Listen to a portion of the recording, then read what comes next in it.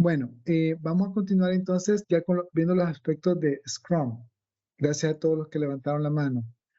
Eh, Como hablábamos al inicio, en la parte previa, los aspectos de Scrum componen organización, justificación de negocio, calidad, cambio y riesgo. Vamos a ver por organización. Eh, Hay roles centrales en Scrum que son los que vamos a ver más adelante que componen en esencia cómo es la dinámica del equipo Scrum, los que se toman, los que son responsables directos del desarrollo. Digamos que usualmente en el método en el ciclo de vida de proyecto de cascada o predictivo, el rol recae muy fuertemente en el project manager y se le ve a él como responsable directo o el líder del proyecto. En Scrum se ve más el equipo trabajando como un equipo. ¿Vea? Entonces ahí el rol, en este caso el Scrum Master, es más de facilitador sobre la metodología y sobre que el equipo logre engranar, ¿vea? Y entender cuál es el valor de seguir cada uno de las ceremonias y crear cada uno de los artefactos que son parte de Scrum. Y hay roles no centrales, que significa que no son parte directa del equipo, tal vez no tienen un rol de responsabilidad directa, pero que son importantes para habilitar el éxito del proyecto, como el patrocinador, vea, porque pone los fondos, o el patrocinador es la persona que define la visión de lo que el proyecto va a entregar. También están todos los grupos de interés o los interesados, stakeholders, que pueden ser incluso a quienes les va a recibir el producto, que no necesariamente el patrocinador, al cliente interno, a un cliente externo, a una organización, eh, a una comunidad, etc. Entonces, bueno, un poco más de lo que les expliqué, los roles internos, que son responsables del éxito al interior de cada proyecto y de cada iteración que se realiza hasta poder entregar el proyecto en su totalidad. ¿Cuáles son estos roles? Son tres: el Product Owner, el Scrum Master y el equipo Scrum. ¿Vea? Entonces, acá, en estos roles, vamos a ver un poquito más en detalle qué significan. Pero aquí ya la mano levantada, ahí está, ya la bajé yo solo. Ah, no, ahí está, sí. Bueno, vamos a ver qué significa. Primero, el Product Owner. Él tiene un rol como ser la voz del cliente. En este caso, el cliente, en la literatura siempre hablan del negocio. Vea que hay que saber que lo que el negocio pide, lo que el negocio necesita, lo que el negocio requiere.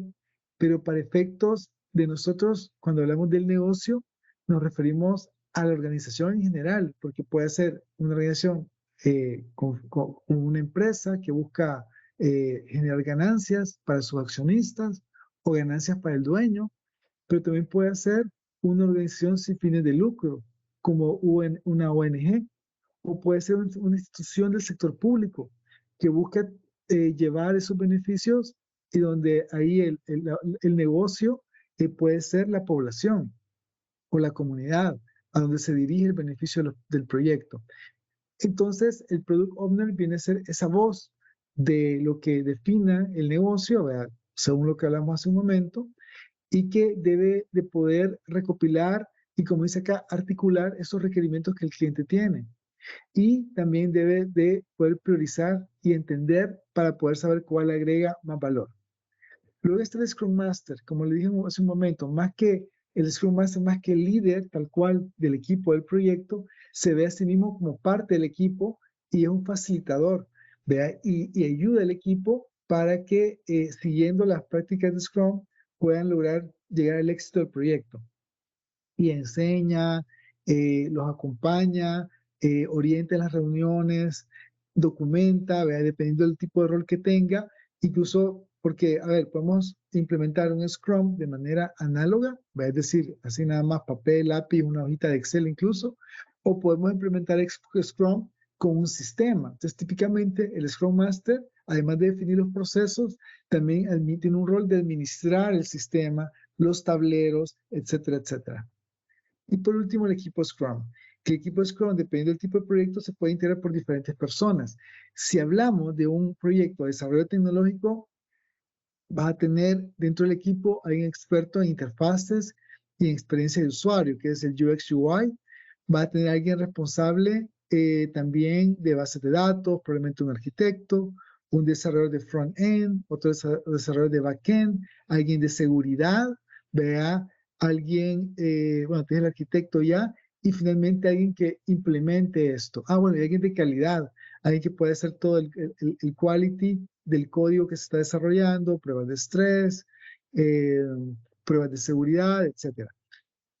Y finalmente, en el equipo puede haber una persona que se encargue de la liberación, ¿vea? Del software a producción, que que hace esa planificación junto al equipo, también puede ser parte del equipo o alguien adicional en el equipo siguiente. Y los roles que son no centrales, pero y que también pueden ser no obligatorios, no tienen ningún rol, como dice cada forma dentro del proyecto, pero son habilitadores o son los que reciben los beneficios del proyecto. ¿Cuáles son estos? Bueno, como dije al principio, los stakeholders, que son los grupos de interesados o representan el grupo de interés, que puede ser más de un interés, ¿verdad? Si estás en la empresa privada, el interés puede ser el cliente, un interés puede ser el área legal, el área de finanzas, el gerente general puede tener un interés diferente también, ¿verdad? Lo que puede tener equipo de mercadeo, de ventas. Y si hablamos del sector público, puede ser la comunidad a la que tú diriges el proyecto, puede ser los titulares de una institución, ¿vea? Eh, y todo lo que acompaña y lo que hace que puede ser en el sector público se da mucho, que usualmente los que proveen los fondos también tienen voz y voto en cómo se entregan los servicios o los productos a la comunidad. Y también ellos pueden ser un grupo de interés muy importante, ¿vea? Para que se tome en cuenta dentro de la matriz de interesados. El Scrum Guidance Body es una especie de PMO, como la conocemos tradicionalmente, pero que se encarga de manera general a proveer guía a todos los equipos de Scrum dentro de la organización. Como dijimos hace un momento, no es obligatorio que exista, ¿verdad? Pero si existe es más como de referencia, más de guía, es como de puesta al repositorio. De repente, si existiera un sistema que ocupan todos en la organización, este grupo usualmente administra los sistemas, estandariza los procesos y consolida información. Incluso yo a veces hasta los presupuestos de manera central para que funcione para todos los proyectos de Scrum. Y los proveedores. Los proveedores juegan un rol central porque no todo se hace de manera interna en una organización. Muchas cosas son subcontratadas o son adquiridas por medio de terceros.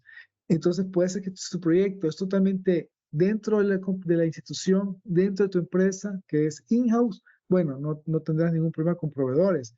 Pero si tenés que adquirir proveedores, ya sea de manera privada, de manera pública o como ONG, tenés que pasar por todo el proceso de compra, de adquisición y de contratación, y eso genera una dinámica diferente, porque obviamente un proveedor entrega sus cosas y hay que revisar. Bueno, hay que revisar desde el inicio, qué es lo que tú defines como un requerimiento para el proveedor, pasando por el contrato hasta que finalmente recibís los entregables. Bueno, entonces un poco me adelanté a la definición, pero stakeholder que puede incluir, mira, puede incluir patrocinadores, que eso sí creo que no se los mencioné, eh, y que son los que personas que están de cerca del proyecto y que habilitan los fondos, ¿verdad? Para que el proyecto pueda funcionar y pueda producir lo que se espera que entreguen al final de cada iteración. El grupo del SGD o el Scrum Guidance Body, ya lo expliqué hace un momento, no me tengo mucho acá, y los proveedores, porque como expliqué hace un momento, pues sí tienen una relación directa porque participan del proceso productivo de los productos y servicios. Entonces son gente que tú quieres tener muy de cerca y puede administrar de manera adecuada para que su participación genere un valor al proyecto y no te genere un dolor de cabeza, ¿verdad? Que bueno, los que han tratado con proveedores sabrán que a veces no es fácil lidiar y entender qué es lo que tienen que entregar al final o cómo tienen que entregarlo. Este es un diagrama que representa de manera de alto nivel cómo interactúa cada uno de los equipos, de los grupos del equipo Scrum. Tenés ahí el Scrum Master que trabaja con el equipo de manera muy cercana, que es uno más del equipo, como les comenté hace un momento. El Product Owner participa mucho al inicio, cuando toca definir la historia de usuario y sobre todo también el criterio de aceptación. pero no necesariamente está en todos los momentos que el equipo de Scrum está trabajando. Y sin embargo, es el primera persona de referencia. Si hay una duda del equipo, pues lo pueden involucrar. Puede, uno puede estar en los stand-up meetings, en las reuniones de que hace el equipo Scrum o en las ceremonias que hablamos hace un momento, ¿cómo se le llama? El Scrum. Pero sí es un rol muy importante. Como dice acá en la voz del cliente, usualmente el Product Owner es la persona que se relaciona de primera mano con la institución, con los clientes, con las áreas diferentes dentro de una empresa, mercadeo, finanzas, recursos humanos, etcétera, y recopila todos esos requerimientos. Entonces, el primer punto de contacto es el Product Owner. Con él también debería priorizarse los requerimientos que generen que de acuerdo al criterio y a lo que se ha comprendido el cliente interno o el cliente externo, genera más valor y lo que debe ir priorizado para las siguientes iteraciones dentro del sprint.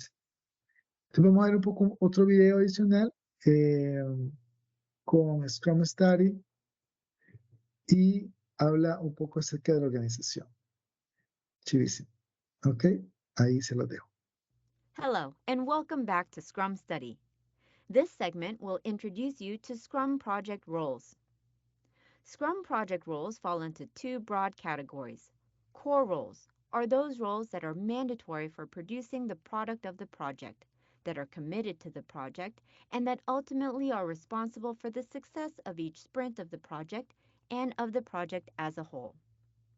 Non-core roles are those roles which are not mandatory for the Scrum project and may include team members who are interested in the project, have no formal role on the project team, may interface with the team, but may not be responsible for the success of the project. The non-core roles should also be taken into account in any Scrum project. There are 3 core roles in Scrum that are ultimately responsible for meeting the project objectives: the product owner, the Scrum Master, and the Scrum team. Together, they are referred to as the Scrum Core Team. It is important to note that of these 3 roles, no role has authority over the others. In upcoming videos, we'll go over the responsibilities of each of these 3 core roles in detail. But for now, let's just mention the key things you should know about them. The product owner is the person responsible for maximizing business value for the project. He or she is responsible for articulating customer requirements and maintaining business justification for the project. The product owner represents the voice of the customer. Corresponding to a project owner role in a project, there could be a program product owner for a program or a portfolio product owner for a portfolio. And in large projects with numerous Scrum teams and multiple product owners, it is necessary to have a chief product owner role who makes the day-to-day business decisions. The Scrum Master is a facilitator who ensures that the Scrum team is provided with an environment conducive to completing the product's development successfully. The Scrum Master guides, facilitates, and teaches Scrum practices to everyone involved in the project, the clear impediments for the team, and ensures that Scrum processes are being followed. Note that the Scrum Master role is very different from the role played by the project manager in a traditional waterfall model of project management, in which the project manager works as a manager or leader for the project. The Scrum Master only works as a facilitator, and he or she is the same hierarchical level as everyone else in the Scrum team. Any person from the Scrum team who learns how to facilitate Scrum projects can become the Scrum Master for a project or for a sprint. The Scrum team is a group or team of people who are responsible for understanding the business requirements specified by the product owner, estimating user stories, and final creation of the project deliverables. The non-core roles are not mandatory for the Scrum project, and they may not be continuously or directly involved in the Scrum process. However, it's important to know the non-core roles because they could play a significant part in some Scrum projects. Non-core roles can include the following: stakeholders. This is a collective term that includes customers, users, and sponsors who frequently interface with the product owner, Scrum Master, and Scrum team to provide them with inputs and facilitate creation of the project's product, service, or other result. Stakeholders influence the project throughout the project's development. Stakeholders may also have a role to play during the develop epics, create prioritized product backlog, conduct release planning, retrospect sprint, and other important processes in Scrum. Customer. This is the individual or the organization that acquires and uses the project's product, service, or other result. For any organization, depending on the project, there can be both internal customers, which means they are within the same organization, or external customers, which means they work outside of the organization. Sponsor. This individual or organization provides resources and support for the project. The sponsor is also the stakeholder to whom everyone is accountable in the end. At times, the same person or organization can play multiple stakeholder roles. For example, the sponsor and the customer may be the same entity. Vendor includes external individuals or organizations that provide products or services that are not within the core competencies of the project organization. Scrum Guidance Body, also referred to as SGB. This is an optional role. It generally consists of a group of documents and/or a group of experts who are typically involved with defining objectives related to quality, government regulations, security, and other key organizational parameters. These objectives guide the work carried out by the product owner, Scrum Master, and Scrum team. The Scrum Guidance Body also helps capture the best practices that should be used across all Scrum projects in the organization. The Scrum Guidance Body does not make decisions related to the project. Instead, it acts as a consultant or guidance structure for all the hierarchical levels of the project organization, the portfolio, program, and project. Scrum teams have the option of asking the Scrum Guidance Body for advice as required. Thank you for learning with us.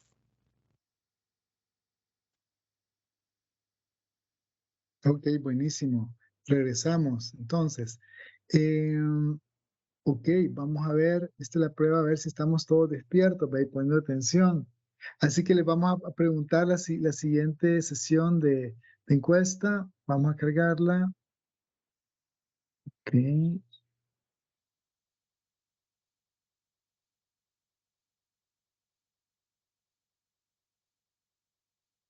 Listo.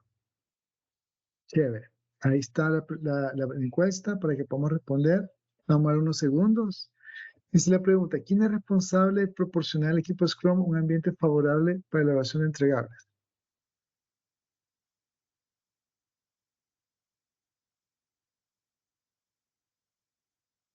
Ya, muy bien, 5 respuestas.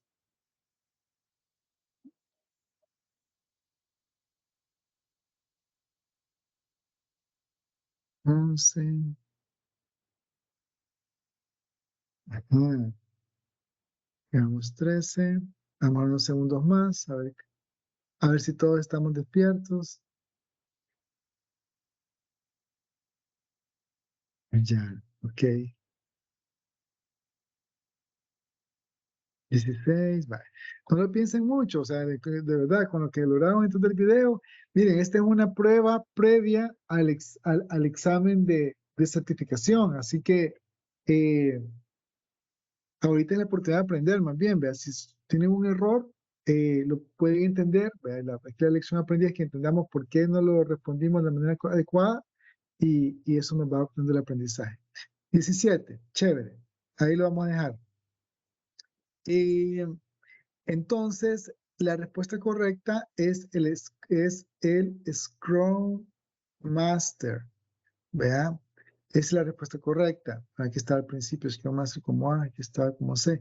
Pero la respuesta correcta es Scrum Master y es porque el Scrum Master es el que se encarga de que el equipo siga todo el marco de trabajo de Scrum y la metodología como lo han definido en esa organización en particular. ¿Vea? Entonces, el Product Owner, su rol va más relacionado a entender bien lo que el negocio necesita, a priorizar los requerimientos que agreguen valor al negocio en el momento que se planifique una iteración y a definir el criterio de aceptación. Pero es que un máster es que acompaña al equipo de manera continua y que él debe, o sea, uno de sus roles más importantes es que él debe ser encargado de que todo el equipo tenga ese ambiente, esa guía y esa enseñanza para que aprendan de la metodología, vaya aterrizada en la compañía y que logren los resultados de la iteración del proyecto, vaya del sprint en este caso. Ok, así que bueno, seguimos. Vamos a cerrar la encuesta. Ya.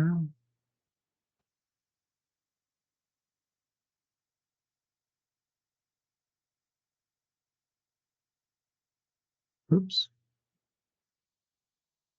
close, ahí está. Chévere. Buenísimo. Continuamos entonces por este lado.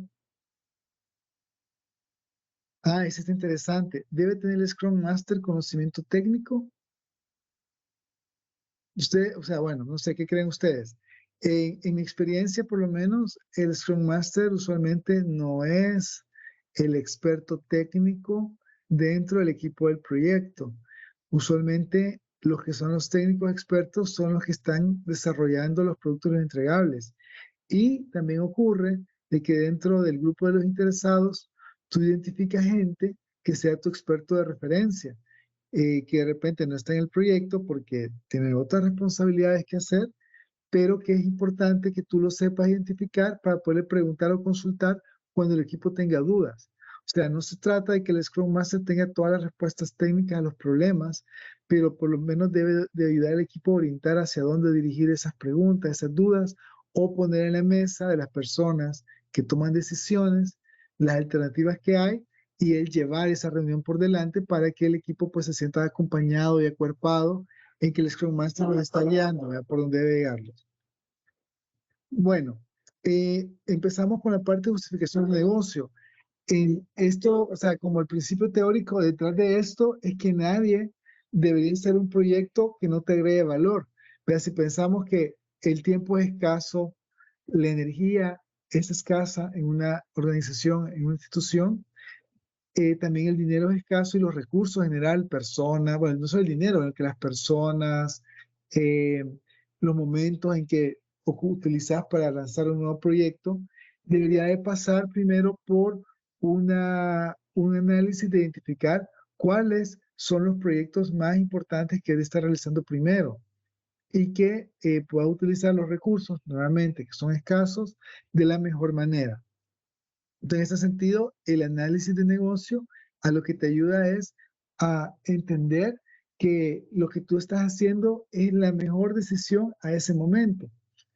Y también en el caso de negocio hay un tema cualitativo, es decir, muchas veces la matemática financiera te indica un número que es el valor con el cual el proyecto se justifica, pero muchas veces también además del número, hay un componente estratégico que no se ve reflejado en el análisis del caso de negocio, pero que ese componente estratégico o esa visión particular te la da el patrocinador o el sponsor de ese proyecto. Entonces, digamos que el equipo que prepara la justificación debe hacer todo este análisis financiero, de contexto, matemático, presenta los resultados, da una recomendación, pero durante esa reunión pues, que estás con los diferentes sponsors, el nivel ejecutivo de la institución, de una empresa, van a aparecer aspectos que no necesariamente van a alinearse con lo que el número te dé. Y a pesar de que tal vez no sea el proyecto más rentable, viene uno de los ejecutivos y decide, hagámoslo. ¿Vean? Pero sin embargo, el caso de negocio es como el punto de partida, es la guía que puede ayudar a orientar esa decisión, porque yo puedo pensar que un proyecto es importante, ¿me entiendes? Digamos, como un ejecutivo de una empresa o como una alta autoridad de una institución, pero viendo los números, yo me voy a dar cuenta de de qué estoy dejando sobre la mesa al decidir por un proyecto en particular. Y preparar esta información se vuelve muy importante porque entonces la gente puede tomar una decisión informada. Vea, más que un estomagazo, puede tomar una decisión informada y el valor agregado que da en este caso el caso de negocio. Eh, Siguiendo tal cual, vea la guía, ellos hablan de valor, que la entrega y, y la priorización de lo que el equipo va a trabajar debe estar enfocado a que entregue valor. Nuevamente, valor, aunque se traduzca muchas veces en dinero, ¿vea? O vea, en el retorno sobre la inversión, también valor puede significar otras cosas. Por ejemplo, valor en que el producto o resultado se ve, o valor, ¿no? Fíjate que a veces es bien interesante porque a veces estás desarrollando un software y tú pensás que el valor es que el software esté terminado. Y a veces no es así. A veces la percepción del valor para quien lo recibe es, por ejemplo, que un proceso sea más eficiente. Eh, es que tú puedas liberar personas de una cadena productiva y dedicarlos a otra cosa. Y entonces el valor que tú percibís del software es la eficiencia en el tiempo, la eficiencia en que tú ocupas menos recursos de personas para ese proceso, o puede ser que el valor se perciba como un incremento en la calidad, ¿verdad? Porque toda la información que se procesa o el producto que se utiliza ese proceso con el proyecto hoy es de más alta calidad. Entonces, por eso es muy importante que el product owner esté muy claro a qué le va a llamar valor. Entonces, valor no siempre es más dinero. Va a depender del matiz que la institución, que el stakeholder, bueno, los stakeholders en general los interesados, pero sobre todo que el patrocinador o el sponsor le dé al proyecto.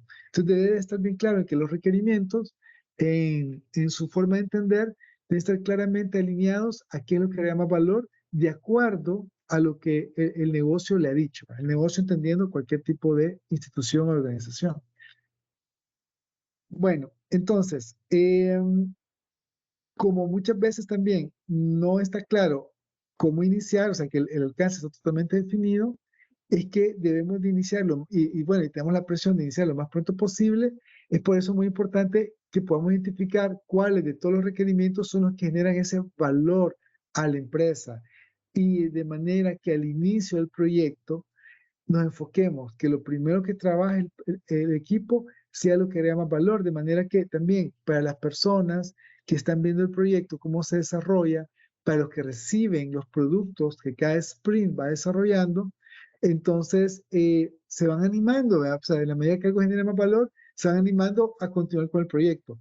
En el momento que hay una percepción de que el proyecto no está agregando valor o que no va para ningún lado o que ya se cumplió, digamos, con la mayor parte de mi intención de lo que yo quería hacer, hasta ahí llega el proyecto. O sea, el proyecto termina no necesariamente porque concluye con todas las actividades o concluye, en este caso en Scrum, desarrollando todo lo que tenías priorizado en tu backlog, sino que concluye cuando ya no se percibe que la siguiente iteración genera más valor y de repente los recursos que están invertidos ahí y el financiamiento o cualquier cosa se redistribuye hacia otros proyectos que en ese momento generen más valor. Entonces, lo bonito, digamos, o una de las bondades de hacerlo por iteraciones de Scrum es que te permite que un proyecto no tiene que ir a la conclusión total para darte cuenta que no necesitas el 100% para obtener el valor que tú estás buscando. Y eso es sumamente importante, porque le da esa flexibilidad a la institución o a los dueños o a quien sea, de que sea, quien sea el patrocinador o el sponsor, de poder decidir en qué momento el proyecto va a finalizar. No porque necesariamente finaliza porque un proyecto no da un resultado, sino que finaliza porque el valor máximo al que se podía optar ya se ha dado y de repente las demás cosas pues no es necesario que se desarrollen. Ok, entonces, bueno, aquí está un poco un diagrama, lo que hemos hablado, cómo se compara el ciclo de entrega de valor de Scrum versus los proyectos, cuando hablamos de tradicional, en este caso hablamos de proyectos que el ciclo de vida del proyecto es predictivo o es de cascada, ¿vea? Así que hay una comparación. Como les digo, esto depende del enfoque, porque hay otro tipo de proyectos que por lo general la mejor forma de desarrollarlos es en cascada. Nuevamente, no es que algo sea malo o algo sea bueno. Cuando alguien, la mejor respuesta que puede tener un project manager ante la pregunta de alguien que le haga con relación a comparar dos cosas, o sea, la recomendación entre mis colegas y yo también decimos que la mejor respuesta es depende, depende. En este caso, yo no te puedo decir a ti que necesariamente el de cascada o la forma tradicional, como le llama la guía, es malo, y la voy a satanizar, sino que depende qué estés haciendo. Y muchas veces, por ejemplo, los proyectos de construcción, sobre todo de infraestructura, por la naturaleza del proyecto, usualmente se ocupan más los ciclos de vida predictivos o el ciclo de vida de cascada, ¿verdad? Porque es bien difícil que vos digas, bueno, voy a construir, no sé, un cuarto, ¿verdad? Voy a levantar una pared y ese es mi primer sprint y tenés que hacer una planificación de compra de materiales, de proveedor, supervisión de obra, desarrollo de la obra, de diseño de la obra y es bien complejo pensar que puede ser como en un modelo de Scrum. Sin embargo, sí hay varios intentos que están haciendo a nivel mundial de cómo llevar Scrum a estos proyectos como el de la construcción o de infraestructura, que tradicionalmente son más fuertes en tema de cascada o el tema de predictivo. En fin, pero aquí la moraleja para ustedes es, no es ni malo ni bueno, siempre depende y hay que evaluar los pros y los contras. ¿Ok? Ese es el mensaje que les quiero dejar. Bueno, seguimos con el siguiente video del Scrum Study. Ok, listo, ahí va. Hello, and welcome back to our Scrum Study course on a guide to the Scrum body of knowledge. We are in Module 3 and have just finished learning about value-driven delivery and the responsibilities of a product owner. In this module, we will learn about the importance of business justification. Some of the factors to be considered while determining business justification are 1. Project reasoning. Project reasoning includes all factors which necessitate the project, whether positive or negative, chosen or not. For example, inadequate capacity to meet existing and forecasted demand, decrease in customer satisfaction, low profit, legal requirement, and so on are some of the factors to be considered. 2. Business needs.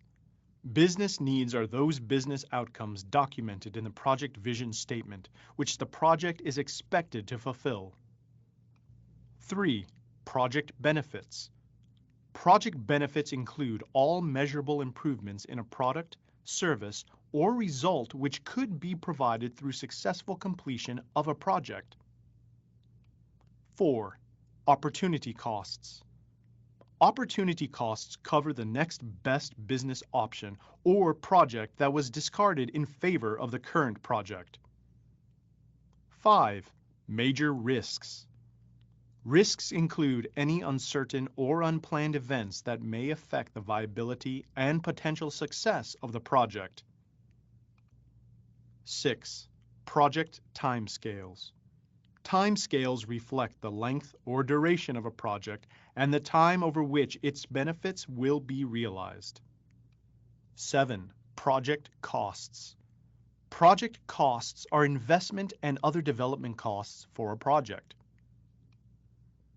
Business justification is first assessed prior to a project being initiated and is continuously verified throughout the project lifecycle.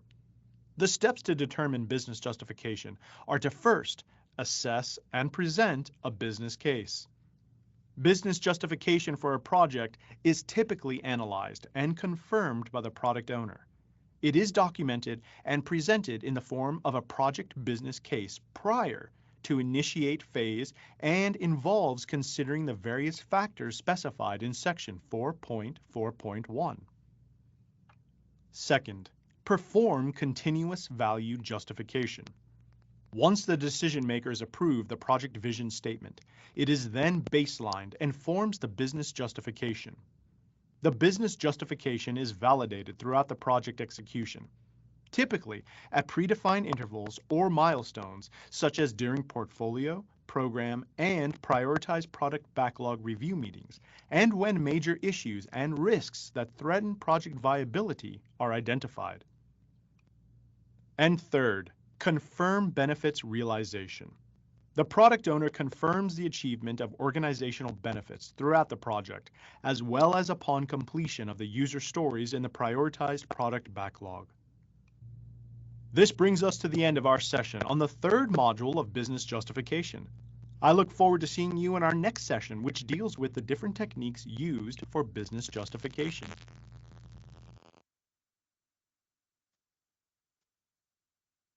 Chévere. Bueno, regresamos a...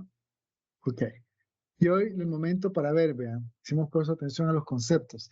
Nuevamente aprovechen pues porque es el momento como para probar y si nos equivocamos pues entendamos y lo pueden ir agregando incluso si no está claro por qué de repente no es correcta la respuesta, lo pueden ir agregando al backlog que tenemos, ya vieron, vean, estamos ya con la terminología, al backlog de preguntas y respuestas.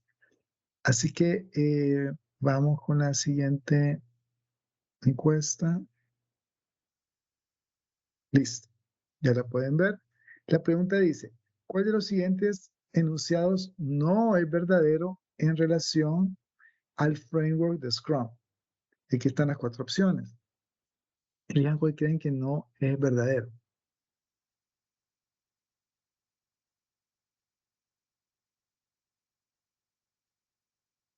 ¿Ok?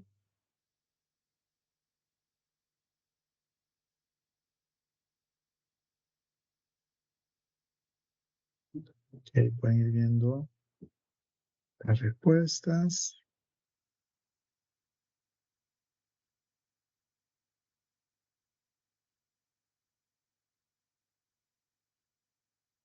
Ujú. 4. Vamos empatando.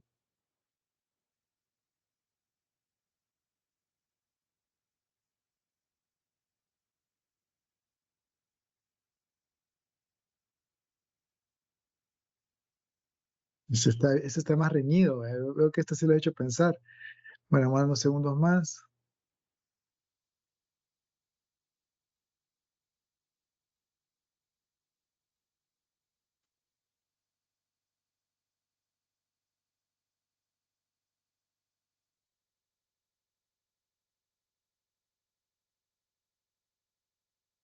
Ok, 12 respuestas, 13. Vamos a dar unos segundos más.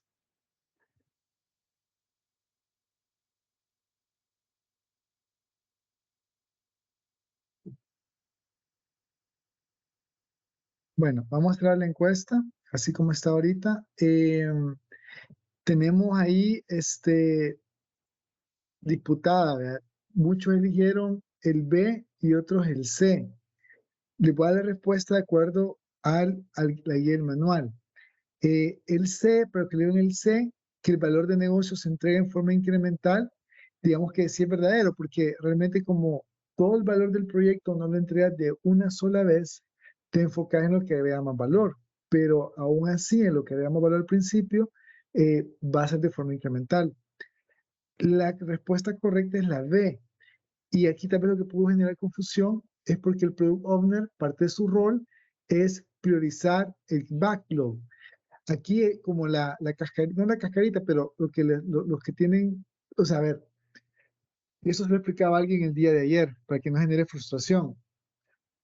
Eh, para contestar estas preguntas, y es como la bondad que hagamos este ejercicio en este momento, me llamamos, este de hecho se fijan es iterativo, ¿verdad? Les voy entregando valor, ustedes van aprendiendo a medida voy yo dando el contenido.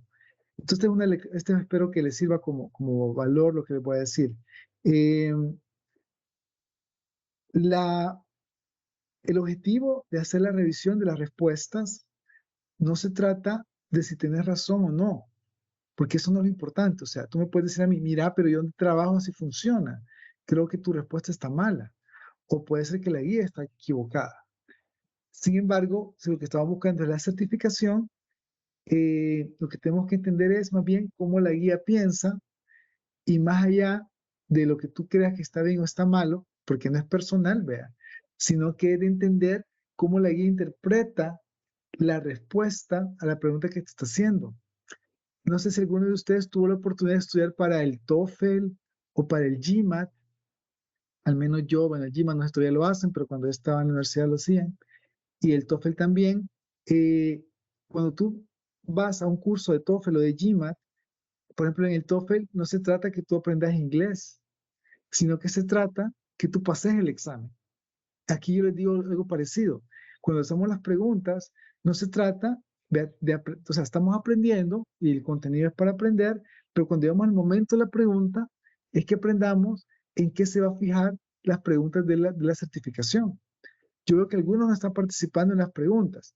Si de repente no pueden participar porque están en un celular, aunque sea, anoten en un papel y comparen su respuesta con el resto para verificar que sea verdadero, que estén, perdón, en la respuesta correcta.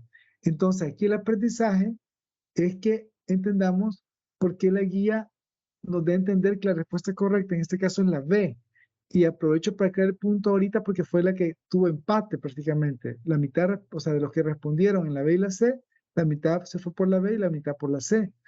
Aquí, como el truco, ¿vea? O lo que ella entiende, es que la palabra que menciona es control de cambio. Bueno, la traducción le puso cambio de control, pero es el mismo concepto. El control de cambio es un concepto que está bien asociado con el ciclo de vida de cascado predictivo. ¿Se acuerdan? Dijimos, definimos un alcance, perdón, hacemos una planificación robusta para establecer un alcance, un tiempo y un presupuesto y lo protegemos. En el ciclo de vida de cascada predictivo, tú tratas de proteger lo que definiste en la planificación. Y el control de cambio es como un mecanismo que te garantiza que cualquier cambio, tú puedas estimar, vea cuánto se demora y que los cambios no van a entrar de una sola vez. En cambio, en Scrum no funciona con control de cambio, sino que tú con cada iteración tienes la oportunidad de priorizar dentro del backlog cuál es el siguiente requerimiento que se va a desarrollar. Ese es el rol del Product Owner, pero no lo hace por medio de control de cambio, lo hace por medio de la priorización del backlog, que agrega más valor. Por eso la B es la respuesta, bueno, correcta para la pregunta, pero es lo que no es verdadero en el framework de Scrum. Así que aquí el concepto control de cambio no es algo que sea Scrum, esto es más de cascada o de predictivo. Así que espero que con esto le haya podido aclarar. Ok, y vamos a cerrar la encuesta. Bueno, ya la cerré, perdón. Chévere, y continuamos. Ok, para pensar, vea qué factores podemos considerar que se deben evaluar la justificación del negocio de un proyecto. Hablamos eso al principio, vea que no necesariamente todo es dinero, pueden haber otras razones. En la empresa privada, por lo general, es dinero, pero también hay temas estratégicos, vea, que se tienen que tomar en cuenta. Ok, bueno, vamos a hablar de la calidad. La calidad se define como esta capacidad que cuenta el producto para satisfacer los criterios de aceptación. Si yo le pregunto a cada uno de ustedes qué es calidad, a veces la calidad la encontramos que es subjetiva, ¿verdad? Por ejemplo, si me dicen este termito para café, ¿qué es calidad? Calidad es que mantenga caliente la bebida, calidad es que cuando yo le doy vuelta no se derrame, calidad es que cuando yo lo tome, aunque está caliente adentro, pues que lo pueda tomar sin que yo me queme, calidad es que lo pueda lavar y no se arruine, o que se me caiga y no se arruine. Entonces, calidad tiende a ser muy subjetivo. Por eso que en Scrum es muy importante que cuando se hacen los requerimientos, a la parte de requerimiento, junto al Product Owner y a los interesados o los clientes que van a recibir el producto, se defina el criterio de calidad. O sea, que no quede subjetivo, más bien que de una sola vez tu documento, ahí sí, o sea, regreso, o sea, Scrum y Ágil no es documentar. O sea, este es uno de los puntos más importantes que sí hay que documentar, que cuál va a ser el criterio de aceptación. Porque el criterio de aceptación va a medir la calidad de lo que tú vas a producir. Si al terminar el criterio de aceptación no se satisface, entonces te van a rechazar el producto o el servicio. Y ahí, y te dice, bueno, pero ¿por qué no lo aceptas? Bueno, aquí está plasmado claramente qué fue lo que se decidió. Al revés, tú cumpliste con el criterio de aceptación, pero el cliente o quien sea no te lo acepta. Bueno, pero, o sea, aquí está. Si tú quieres algo diferente o algo más, con mucho gusto lo atendemos, lo agregamos al backlog priorizado y lo podemos desarrollar en un siguiente sprint. Pero sí, tú cumpliste con lo que decía el criterio de aceptación. Entonces, ahí todo el criterio de aceptación viene a alinear el tema de calidad para que no quede de manera subjetiva.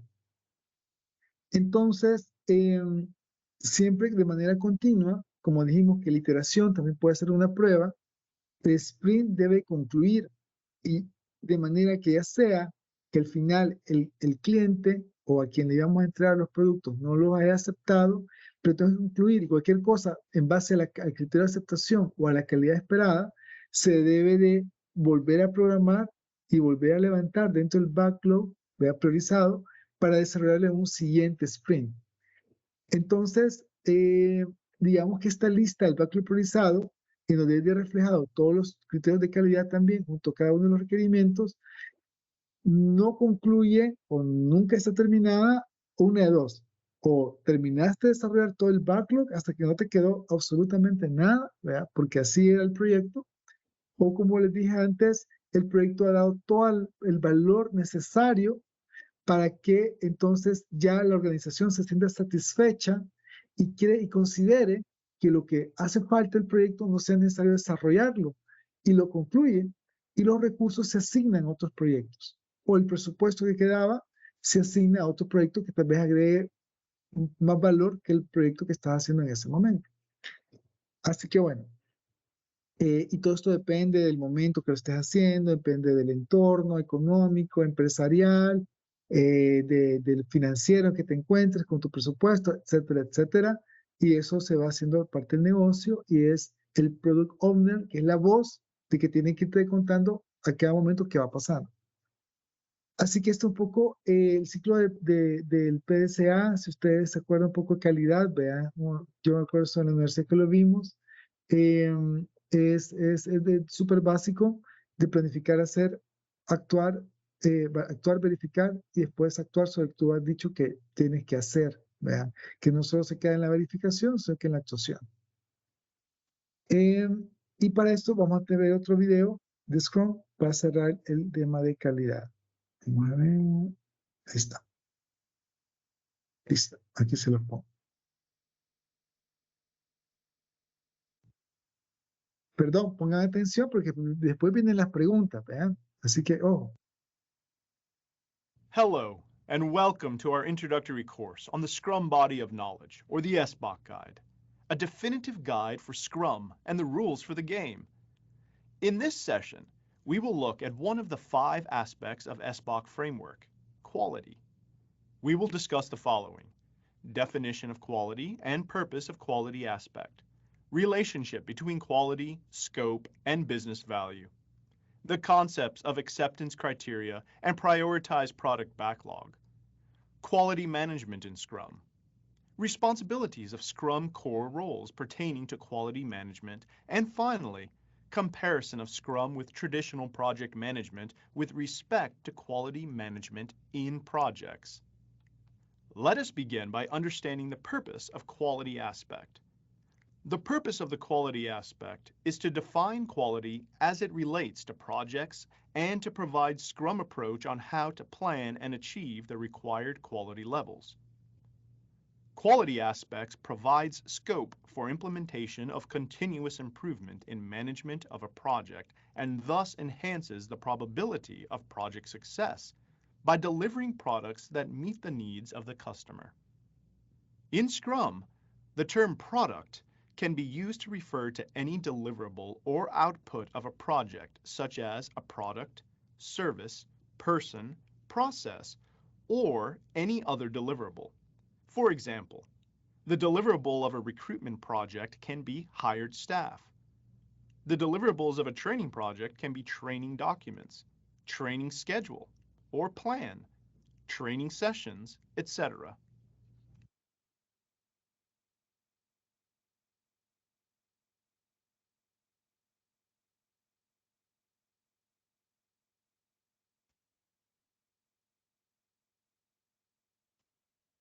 Ok.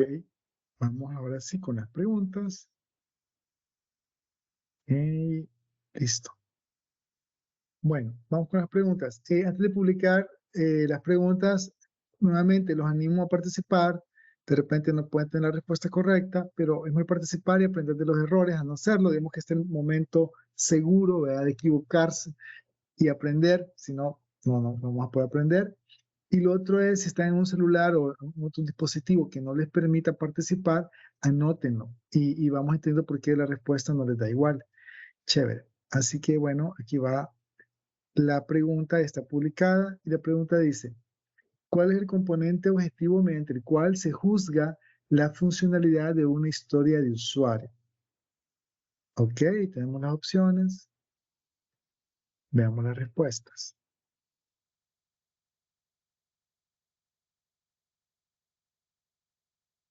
Muy bien, 6 respuestas.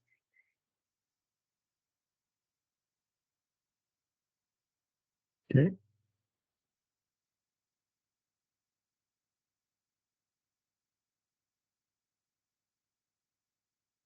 15, 3, 13 respuestas. Por unos segundos más. Ujú.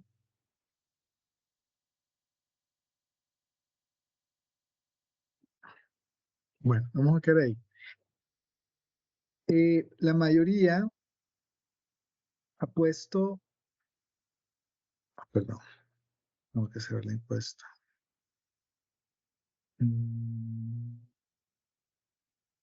Ahí está. La mayoría ha puesto criterio de aceptación. Es la respuesta correcta. Había un par que pusieron otras opciones, pero como hablamos al principio, o sea, lo que indica, o sea, de acuerdo a la guía, otra vez, de acuerdo a la guía, lo que indica que te acepten o no el producto que tú entregas en el proyecto, de acuerdo a la guía, es el criterio de aceptación. Cuando tú desarrollas la historia de usuario, debes de acompañarla con el criterio de aceptación, porque esto que va a medir que te acepten el producto o servicio que estás entregando. ¿Ok? La expectativa de calidad puso alguien, o sea, la expectativa de calidad se plasma en el criterio de aceptación. Ve, este es lo que tenemos que utilizar. Chévere. Muy bien. Continuamos entonces. La pregunta dice, ¿se deben escribir criterios de aceptación para todas las historias de usuario? Bueno, no sé ustedes qué piensan, pero la respuesta es sí, ¿verdad? A los que tienen experiencia trabajando con proyectos de Scrum o trabajando con cualquier tipo de proyecto donde no está claro cuál es el criterio con el que te van a medir tu producto, tu entregable, vas y te das cuenta que es difícil que te lo acepten, ¿verdad? Va a depender de qué tan quisquilloso sea el cliente, tu jefe, tu patrocinador o quien sea, pero usualmente entras en un debate, ¿verdad? ¿Qué es lo correcto? Porque muchas veces no es el qué nada más, ¿verdad? Sino que hay una parte subjetiva, ¿verdad? Es que yo no siento, te dicen, es que yo no siento que está bien, ¿verdad? Pero que yo no siento, pero que es como a dónde aterrizar que yo no siento que está bien. Por eso el criterio de aceptación al inicio es muy clave de ponerlo, porque entonces ese siento que no está bien, ese sentir lo logras plasmar claramente dentro de la documentación del proyecto. Chévere. Continuamos. Cambio. Ok. Muy bien. Ok. Entonces, lo que todos estaban esperando ver. Ágil promueve el cambio, ¿verdad? Y la mentalidad ágil promueve el cambio. Vemos que uno de los pitch de venta de Scrum también te habla que se adapta al cambio. La pregunta acá es, ¿el cambio es bienvenido? ¿Verdad? Pero no siempre. O sea, sí es más frecuente, o sea, de manera natural ocurre más frecuente en Scrum porque te da la oportunidad de hacer cambios cuando el Product Owner tiene que priorizar en el backlog de priorización en cuáles requerimientos va a traer en el equipo en ese momento. En ese momento está haciendo un cambio porque está haciendo el cambio en función del que agrega más valor. Y Scrum, de manera natural, en su framework, en su marco de trabajo, o sea, hace que ese cambio suceda de esa manera.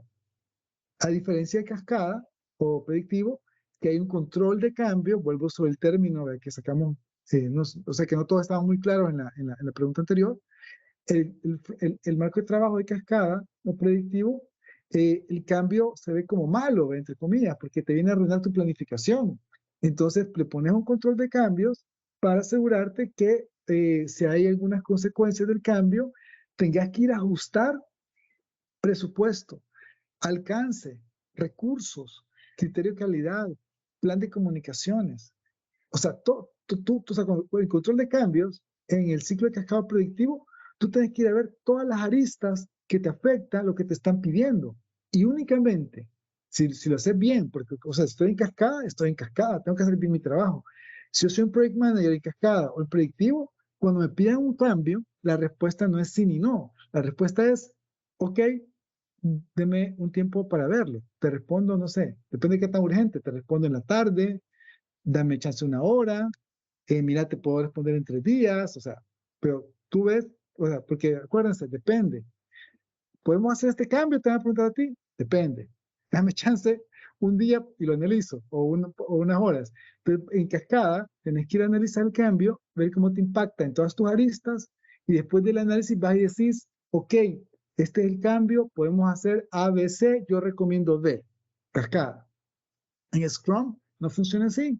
En Scrum, una vez terminás la iteración, volvés a revisar, el Product Owner revisa el backlog priorizado, él puede cambiar los requerimientos en cualquier momento y no tiene que estarle preguntando a nadie más que al negocio. O sea, porque él sabe, a medida que el proyecto va caminando, el entorno va cambiando y en ese momento, naturalmente en Scrum, es la oportunidad para que tú puedas hacer un cambio en los requerimientos. Sin mayor, digamos, sí, siempre hay que hacer una discusión, hay que ver, o sea, cómo impacta, pero no tiene el nivel de estrés ni de análisis pesado que tienen en el ciclo de vida proyecto de cascada o predictivo. Sino que tú haces el cambio, ok, estamos de acuerdo, ¿eso es lo que damos valor ahora? Sí, esto es, chévere, démosle, ¿me entendés? Y ahí va, naturalmente el Scrum lo maneja. Ahora, hay que tener cuidado en lo siguiente. Si yo voy a mitad de un sprint y viene mi jefe o viene mi patrocinador y me dice, mira, hoy amanecí y pensé que lo que dijimos hace 2 semanas no es así. Cambia esto. Y voy a mitad del sprint. ¿Qué creen que vamos a hacer? Vamos a meter el cambio inmediatamente dentro del sprint.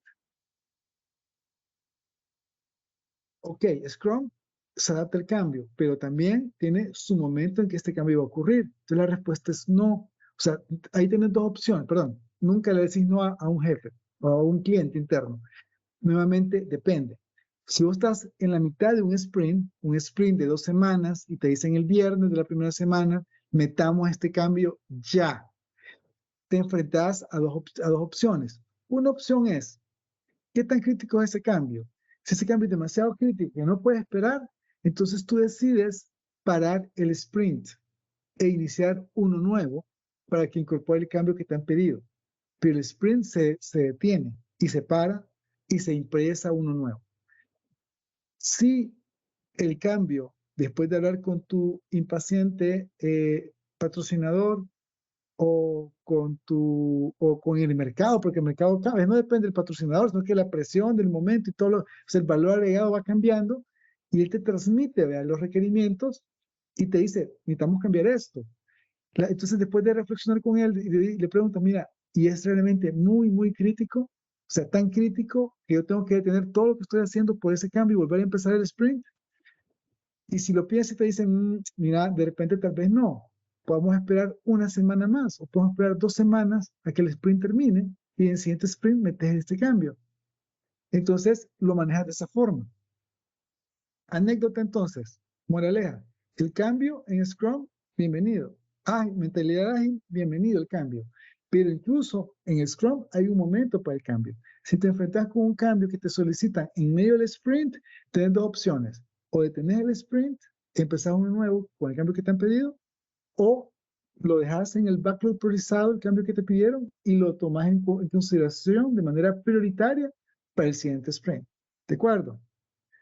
Así que la idea siempre es maximizar el beneficio y maximizar el valor que tú le das del proyecto al cliente, siempre tratando de guardar la integridad por lo menos del sprint, para que te dé la oportunidad de manejar el cambio en el momento en que naturalmente Scrum lo maneja. Ok, dice por ahí retroalimentación. Chévere. Hay un poco más o menos lo que hemos hablado. Listo. Aquí hablamos un poco del proceso de aprobación de cambios cuando no, o sea, cuando tienen que ver dentro del backlog priorizado. Usualmente este es un trabajo más del Product Owner, porque acuérdense que la herramienta de cambio acá es el backlog priorizado. Entonces, todo el proceso, o sea, lo que pasa es que cómo priorizas el backlog es en función de lo que agrega valor y la relación que tú tengas con todos los stakeholders interesados y con los ejecutivos y con los interesados y el cliente interno. Entonces, ahí vas refinando y vas haciendo el cambio de valor dentro del backlog. Aquí está, mira, lo que hablábamos hace un momento. Si el cambio es urgente o no, o te enfrentas a un cambio en medio del sprint. Si es urgente, bueno, cancelas el sprint, vuelves a iniciar. Si no es urgente, lo dejamos para el siguiente sprint. Y vemos ahora un video de Scrum Study. Okay. Hello, and welcome back to our Scrum Study course on a guide to the Scrum body of knowledge. We are in Module 4 of the SBOC of Chapter Change, where we have just finished learning about changes in Scrum and achieving flexibility. And in this session, we are going to learn how change requests are assessed and approved or rejected when applying the Scrum framework. Whether the project requirements are generally stable, and there are typically only minor changes, or whether the project requirements change throughout the project, change management is executed in the ongoing processes of prioritizing and adding tasks to the prioritized product backlog. By locking down the scope of every sprint, the team is able to efficiently optimize and manage their work and effort. Biggest advantage of Scrum Framework is that the team does not have to worry about managing changes once they start working on a sprint. If project requirements are generally stable and major changes are not expected in the near future, the length of a sprint may be set to be longer, 4 to 6 weeks. If project requirements are not very well defined, or if significant changes are expected in the immediate future, the length of sprint may be relatively shorter, 1 to 3 weeks. This provides stability to the Scrum team members to work on shorter sprints and deliver results.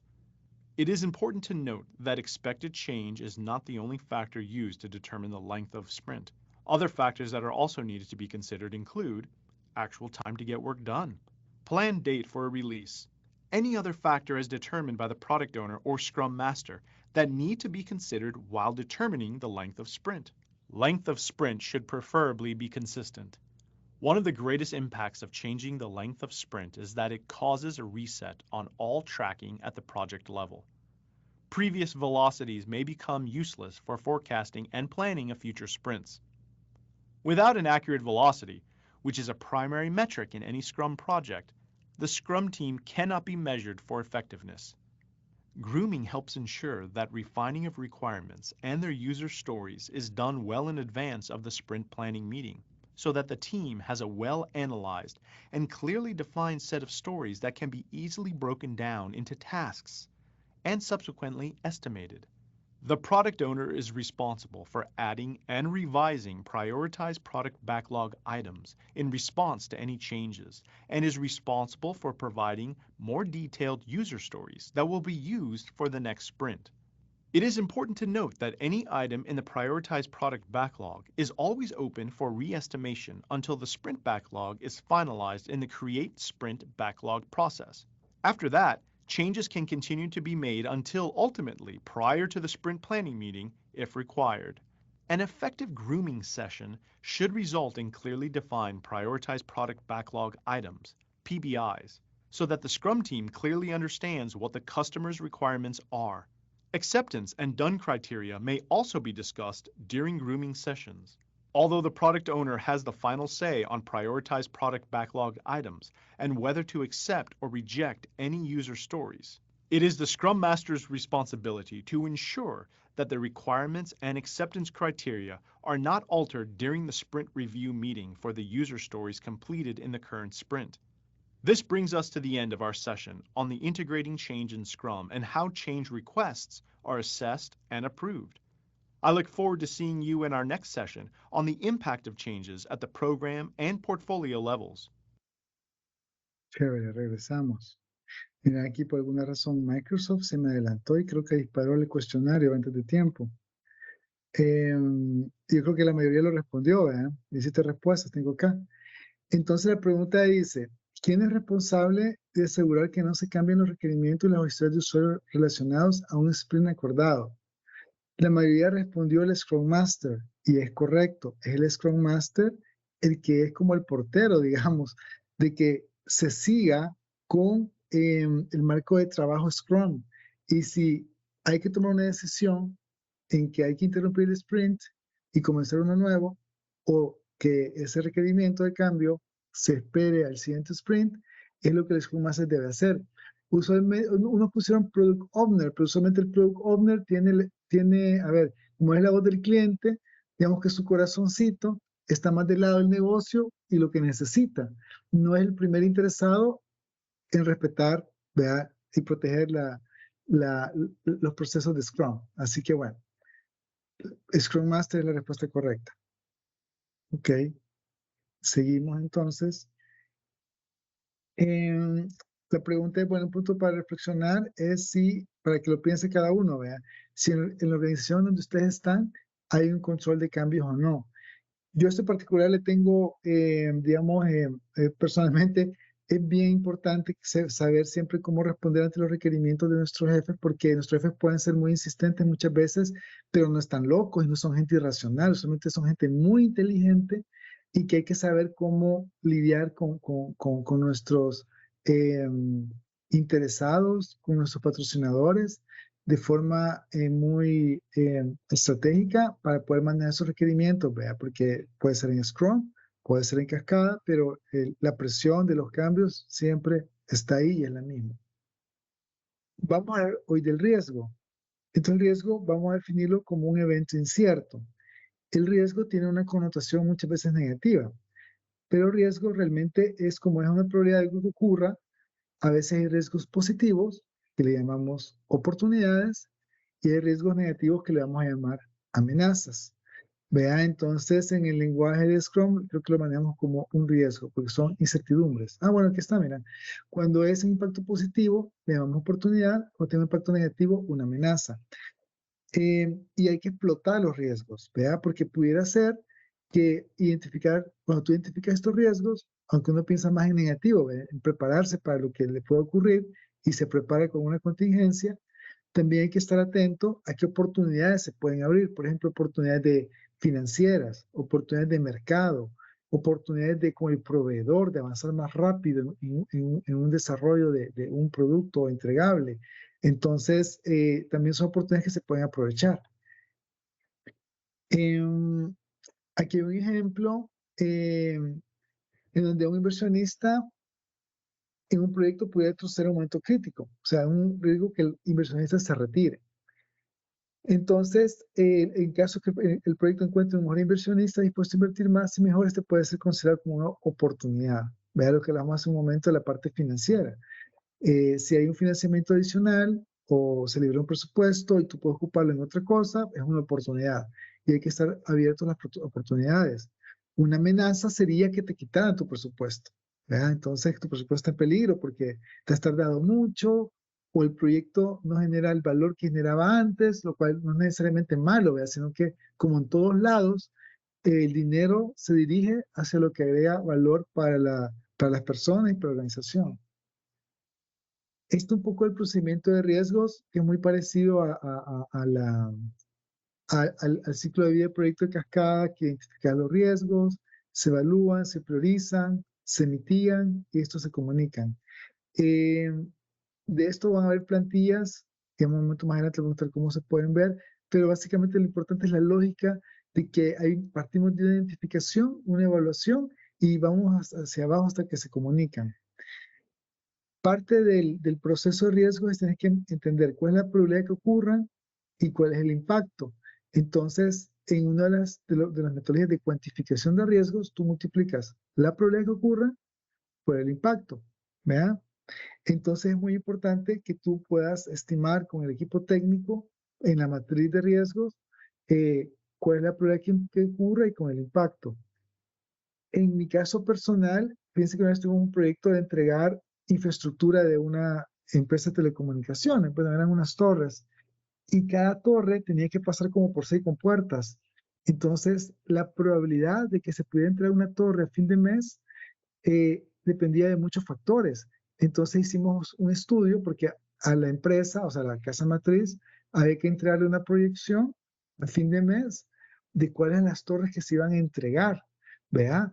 Pero como eran tantas cosas que podían pasar, la manera como lo resolvimos con el equipo es que hicimos un modelo en que porque entraban varios factores, desde temas legales, temas de infraestructura, temas del equipo de cobros, o sea, eran como 5 personas.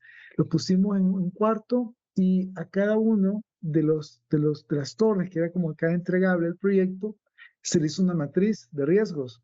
Entonces, en base a los valores que el experto te decía, por ejemplo, nosotros sabíamos que cada torre tenía un valor económico. Entonces, el experto te decía cuál es la probabilidad de que la compuerta que él tenía no ocurriera o que sí ocurriera. Y en base a eso logramos determinar la planificación. Entonces, estas cosas que suenan como muy teóricas sí tienen una aplicación práctica. Lo otro importante es ocupar el sentido común. Por ejemplo, alguien te dice, mira, un riesgo es que el data center se inunde porque tiene una gotera y tiene una fisura donde pasa el agua. Entonces debemos de prepararnos para el riesgo que el data center se inunde. Entonces tú dices, tú sos el project manager, el project owner, vos decís, bueno, mira, pero eso no es un riesgo, eso es una acción, o sea, vayan a arreglar eso ya, ¿verdad?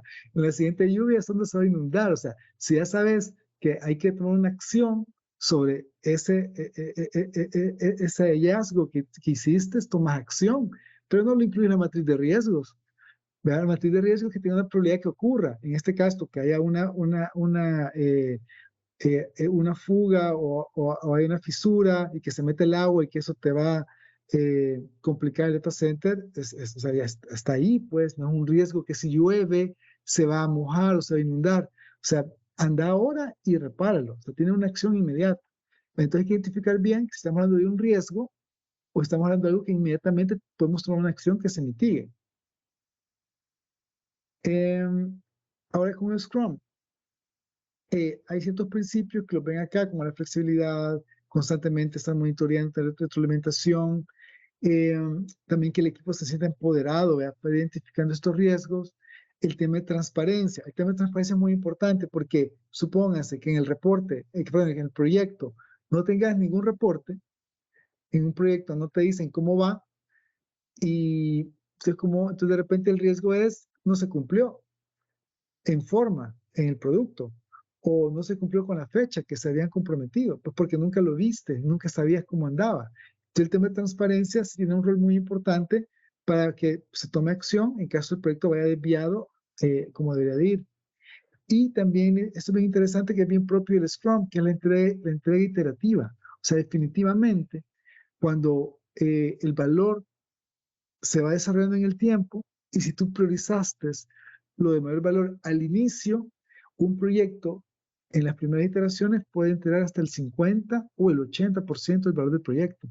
Entonces, como hablamos hace unos momentos, no es necesario terminar completamente el backlog priorizado para que el proyecto concluya, pero te da la oportunidad de que al principio del proyecto tú generaste el mayor valor agregado.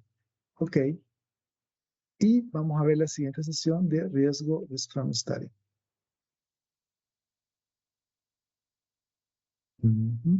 Emphasizing team ownership over individual account. We have discussed the risk management procedure in detail. Now, let's understand how Scrum helps minimize risks. Minimizing risks through Scrum. The following Scrum practices help minimize risks in a Scrum project. 1. Flexibility in managing changes. Business environment-related risks are largely minimized in Scrum due to the flexibility in adding or modifying requirements at any time in the project lifecycle. This flexibility enables the organization to respond to threats or opportunities from the business environment and unforeseen requirements whenever they arise, with usually low cost of managing such risks. 2. Gathering regular feedback. Risks related to customer expectations are minimized in a Scrum project as the Scrum framework, being iterative in nature, provides scope to the Scrum core team to obtain feedback from the stakeholders and define expectations throughout the project lifecycle. This ensures that the project stakeholders, as well as the team, are not caught off guard by miscommunicated requirements. 3. Emphasizing team ownership over individual accountability. Risk related to estimation are reduced as the Scrum team estimates and takes ownership of the sprint backlog items. This leads to more accurate estimation and timely delivery of product increments. 4. Transparency in processes. Risk related to non-detection of failures and snags are minimized as the Scrum principle of transparency, around which the framework is built, ensures that the risks are detected and communicated early. This leads to better risk handling and mitigation. Moreover, in a project where multiple Scrum teams are operating, during Scrum of Scrums meetings, impediments that one team is facing that may affect the other Scrum team in the future are identified and communicated. And the teams can collaborate and address these concerns better by recognizing them in updated impediments log. 5. Delivering value iteratively. Iterative development reduces investment risk. Continuous delivery of value throughout the Scrum project lifecycle, as potentially shippable deliverables are created in every sprint, reduces risks to investment.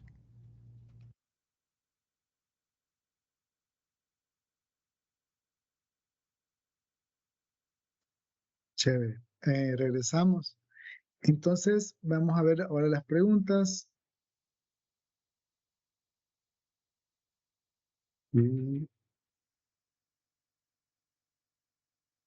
Veamos, ahí estamos. Ok, chévere. Entonces, vamos a publicar ahora la encuesta. Recordemos que participémonos y si nos equivocamos, pues esa es la oportunidad de aprendizaje. Listo, ahí está.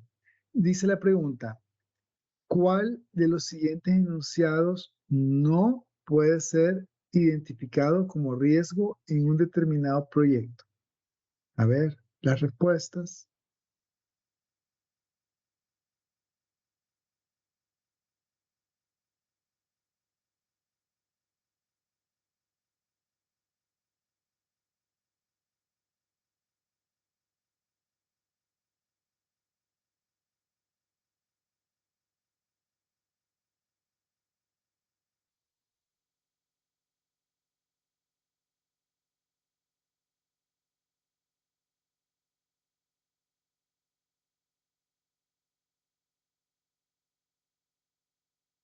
Ujú.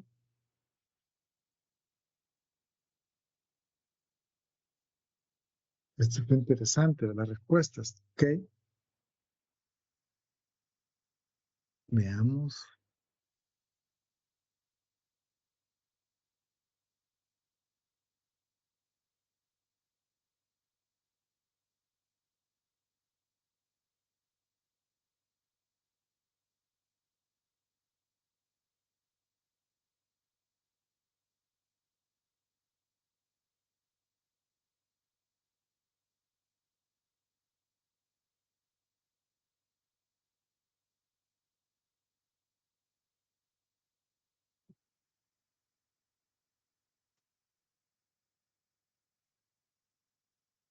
Vamos a dar unos segundos más para responder, creo que se lo están pensando.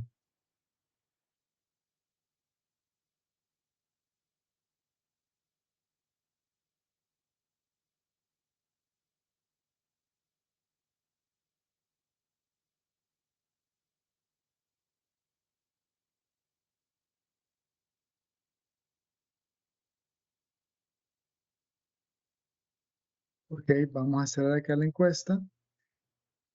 Vamos a cerrar la encuesta, chévere. Vale, entonces mira, de acuerdo al manual, la respuesta correcta acá es que el equipo de desarrollo no entiende los requerimientos presentados por el Product Owner. Significa de que esto no es un riesgo, porque o sea, no hay una incertidumbre, sino que más bien no están claros los requerimientos y debe tomar acción por parte del Product Owner para que los aclare. Así que esta es la lógica de la respuesta. Perdón, se están diciendo aquí gente. Ok. Entonces vi que la mayoría contestó la letra D, la última. El Product Owner considera que la historia de usuario del producto A no reflejan con precisión las necesidades del usuario. Ok, la verdad que sí, pudiera ser también lo que la mayoría eligió.